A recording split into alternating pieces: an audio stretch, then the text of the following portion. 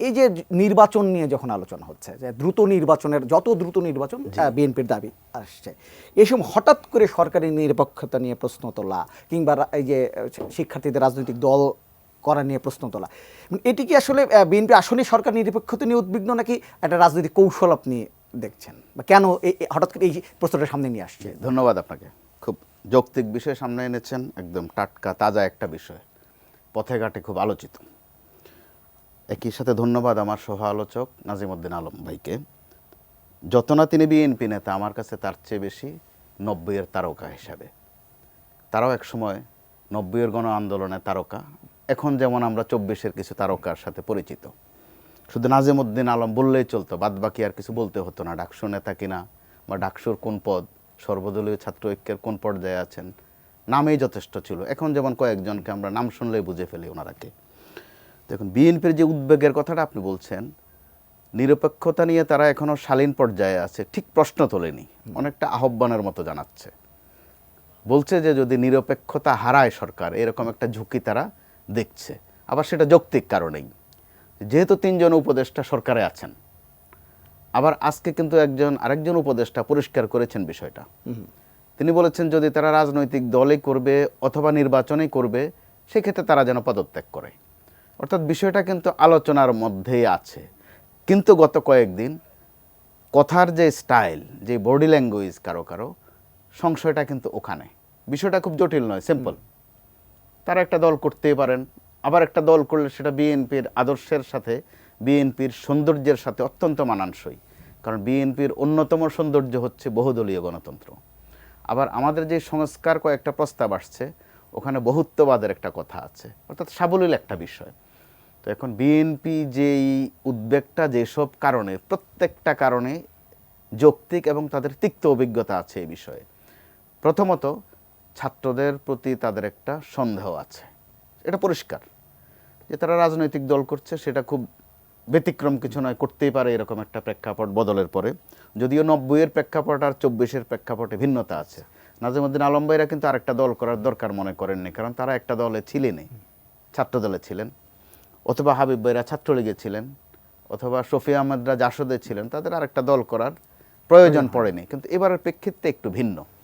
তো ছাত্ররা কিন্তু বিএনপির বিপক্ষে নয়।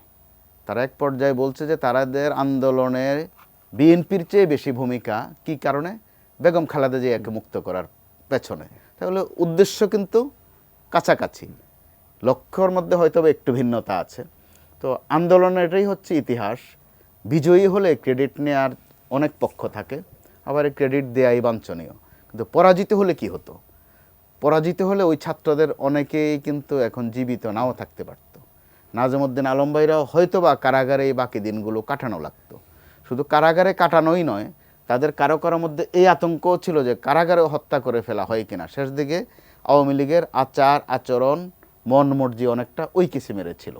তো কিন্তু গত কয়েকদিন যে ভাষায় তারা কথা বলছেন, ছাত্ররা যেমন বিএনপির মধ্যে আওয়ামী লীগের বৈশিষ্ট্য দেখছে, বিএনপি তো একইভাবে দেখতে পারে। ছাত্ররা যে ল্যাঙ্গুয়েজে কথা বলছে, ওখানে আওয়ামী লীগের বৈশিষ্ট্য পাওয়া যায়। তো তারা আওয়ামী লীগ বলে না, আমি আওয়ামী লীগ বলছি, তারা ফ্যাসিস্ট শব্দটা উচ্চারণ করে। তো এটা কাঙ্ক্ষিত ছিল না। আবার তারা উভয়কে আবার স্মরণ করিয়ে দিচ্ছে যে তাদের মধ্যে যেন কোনো অনৈক্য না হয়, অর্থাৎ সতর্ক দুই পক্ষই আছে। তো এরকম একটা পর্যায়ে খুব বিরোধ বাঁধবে সেটা মনে হয় না শেষ পর্যন্ত। একটি সংগঠন হলেও বিরোধ বাঁধবে, এটা আমার গণমাধ্যমের একজন কর্মী হিসাবে আমার যে অভিজ্ঞতা, তাতে মনে হয় না শেষ পর্যন্ত বিরোধ বাঁধবে বা সংঘাত হবে। কিন্তু এর মধ্যে টুকটাক কিছু ঘটনা কিন্তু ঘটছে। কোথাও কোথাও বিএনপির সাথে তাদের সংঘর্ষ হচ্ছে। আবার ছাত্রদের যে ইমেজটা 5 আগস্ট বা তারপরেও কয়েক মাস ছিল, এই মুহূর্তে কিন্তু ওই রকম নেই। তাদের বিরুদ্ধেও কিন্তু বিভিন্ন অভিযোগ উঠছে, বিতর্কিত ভূমিকা তাদেরও দেখা যাচ্ছে কোথাও কোথাও। গোটা পরিস্থিতিটা কারোর জন্যই কিন্তু শুভ নয়। আবার প্রধান উপদেষ্টা বারবার কিন্তু ঐক্যের তাগিদ দিচ্ছেন, তার প্রতিটি বক্তব্যে থাকে ঐক্যের ডাক।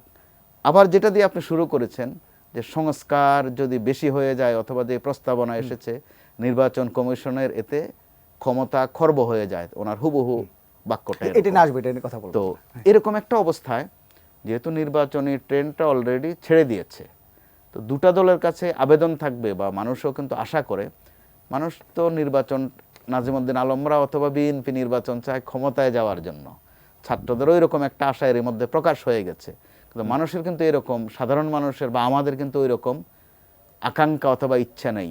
সাধারণ মানুষ 5 বছরের মধ্যে একদিনের জন্য ছোট্ট একটু গণতন্ত্র চায়। তাদের গণতন্ত্রটা মূলত কয়েক মিনিটের, একটা ভোট দিতে পারা। তো ওই পাড়াটার পথেও যেন বিএনপি অথবা ছাত্রদের ভূমিকা ব্যাঘাত না ঘটায়, এটা দুদিকের কিন্তু সতর্ক থাকার বিষয় আছে। একইভাবে তাতে শুধু নির্বাচনে গোলমাল হবে শুধু তা নয়, যার যার অস্তিত্বও কিন্তু আঘাত পড়তে পারে। তাদের মধ্যে বিরোধ কেউ কামনা করে না। মাঠের অলরাউন্ডার আমি, আর ঘরের allrounder Tylox. Tylox toilet cleaner, clean মানেই টাইলক্স। এই বিষয়টা নিয়ে আমি একটু নাজিমুদ্দিন আলম আপনার কাছে আসতে চাই। আজকেও এই বিষয়টি নিয়ে আইন উপদেষ্টা স্ট্যাটাস দিয়েছেন ফেসবুকে, এবং তিনি বলেছেন যে বিএনপির সঙ্গে ছাত্র নেতাদের অথবা গণ অভ্যুত্থানের শক্তিগুলোর মধ্যে দূরত্ব বা ভুল বোঝাবুঝি কাম্য নয়, তিনি এটি বলছেন। এবং মোস্তফা কামাল সাহেব তিনি বলছিলেন আসলে ঐক্যটা যেন অনৈক্যের রূপ না নেয়। কিন্তু আমার প্রশ্নটা হচ্ছে, এই যে সরকার গঠন হলো, অন্তর্বর্তীকালের সরকার গঠন হলো অভ্যুত্থানের পরে, এই সরকারের প্রতি বিএনপির যেরকম সহযোগিতা কিংবা যে সাপোর্টটা ছিল, একটা ঐক্য ছিল, এখন কি বা প্রায় 6 মাসের কাছে চলে এসছে, এখন কি সেই ঐক্যটা সেই রকমই আছে বা সেই সহযোগিতার মনোভাব কি দুপক্ষেরই একই রকম আছে? না, আমরা এই সরকারকে এখনও আমরা সহযোগিতা করতে চাই, বরাবরই আমরা সহযোগিতা করতে চাই এই সরকার, অন্তর্বর্তীকালীন সরকারকে। আমাদের অনৈক্য হওয়া উচিত না আমি মনে করি। দীর্ঘদিনের একটা আন্দোলনের ফলে যে আমরা একটা কাঙ্ক্ষিত বিজয় আমরা পেয়েছি, মাফিয়া সরকার, এই ভোট ডাকাত ভোট চোরকে আমরা বিদায় করতে পেরেছি সম্মিলিতভাবে সবাই।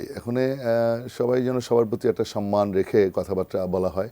কিছু কথাবার্তা আসছে, তো এগুলো আমি মনে করি আমরা বিএনপি, আমাদের যারা নেতৃবৃন্দ রয়েছেন তারা অবশ্যই দায়িত্বশীলভাবেই বক্তব্য রেখে আসছেন, যাতে আর ছাত্রদেরও উচিত যে আমাদের এত বড় একটা রাজনৈতিক দল, তাদের বয়স অনুযায়ী তারপরে সব দিক থেকেই চিন্তা ভাবনা করে আমাদের নেতৃবৃন্দের সম্পর্কে বা আমাদের পার্টির মহাসচিব সম্পর্কে একটু কথাবার্তা বলা, একটু চিন্তা ভাবনা করে বলা উচিত আমি মনে করি। তাহলে আমাদের জন্য, সবার জন্য ভালো হবে। তবে আমরা এটা যেখানে আমরা শঙ্কা দেখছি, আমরা সবাইকে নিয়ে বহুদলীয় গণতন্ত্রে বিশ্বাসী। আমরা কোনো রাজনৈতিক দলকে আমরা অত বিচলিত না। যে কোনো রাজনৈতিক দল হতে পারে বা ছাত্ররা রাজনৈতিক দল করতে পারে। আমাদের সংকটটা অন্য জায়গায়, যে এই সরকার যেন ব্যর্থ না হয়, এই আমাদের ইউনূস স্যার যাতে সফল হতে পারে সেই জন্য দেখেন 6 মাসে দেখেন বিভিন্ন সেক্টরে ইউনূস স্যার যেমন একজন সফল ব্যক্তি, মন্ত্রিপরিষদে আরও অনেকেই আছে যারা আপনার বিভিন্ন জায়গায় তাদের সফলতা আমরা লক্ষ্য করছি না। তারা কিন্তু বিভিন্ন ক্ষেত্রে বিভিন্ন সেক্টরে খুব একটা যে ভালো কিছু সাফল্য বয়ে আনছে এটাও মনে হচ্ছে না। তো ফলে আমরা একটু শঙ্কিত যে ধরেন বাজারের ঊর্ধ্বগতি, মানুষজনও খুব আস্তে আস্তে ক্ষোভ সৃষ্টি হচ্ছে, জনমনে একটা ক্ষোভ সৃষ্টি হচ্ছে। এই জন্য চাচ্ছি যে আসলে একটা সুষ্ঠু নির্বাচনটা যদি না হয়, যদি বাই চান্স এখানে যদি কোনো রকম একটু ভুল বোঝাবুঝি হয়, বা আপনি জানেন যে পতিত সরকার যারা, তাদের অনেক লুটপাটের অর্থ রয়েছে, অনেক টাকা পয়সা রয়েছে। তো এই সমস্ত লুটপাটের টাকা তারা বিভিন্নভাবে টাকা পয়সা সেগুলো আমাদের দেশের ভিতরে অভ্যন্তরে একটা বাজে একটা পরিস্থিতির সৃষ্টি করতে পারে। ইতিমধ্যে কিছু কিছু ঘটনা তারা ঘটাবার চেষ্টা করেছে।